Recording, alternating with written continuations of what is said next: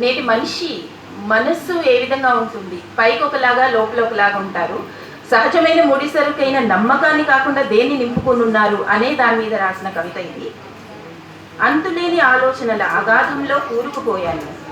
చేయూతనిచ్చి పైకి లాగే వ్యక్తికై ఆశగా ఎదురు చూస్తున్నాను.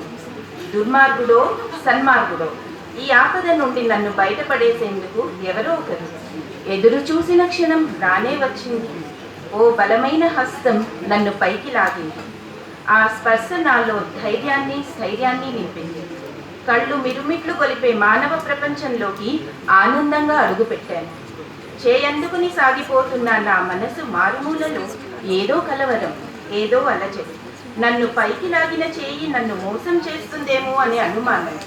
గుండె లయ తప్పింది, చేయి వణికింది, అడుగులు తడబడ్డాయి. నా మనసులోని ఆలోచనలు తెలిసినట్లు ఆ చేయి నా చేతి నుండి విడివడింది. చేతి సంఖ్యల విడింది, అడుగు తడబడింది. తడబడిన అడుగు తప్పటడుగు వేసింది, తిరిగి నన్ను ఊబిలోకి చేర్చింది. ఆసరా ఇచ్చిన చేతిని భరోసా చేయలేని నాపై నాకే అసహ్యం వేసింది.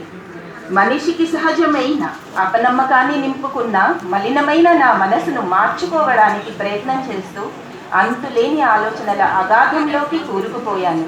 చేయూతనిచ్చి పైకి లాగే వ్యక్తికి మారిన మనస్సుతో తిరిగి ఆశగా ఎదురు చూస్తున్నాను. ఓ మనిషి, ఎవరైనా నన్ను ఈ ఆపద నుండి బయటపడేస్తారని ఈసారి నమ్మకంతో ఎదురు చూస్తున్నాను.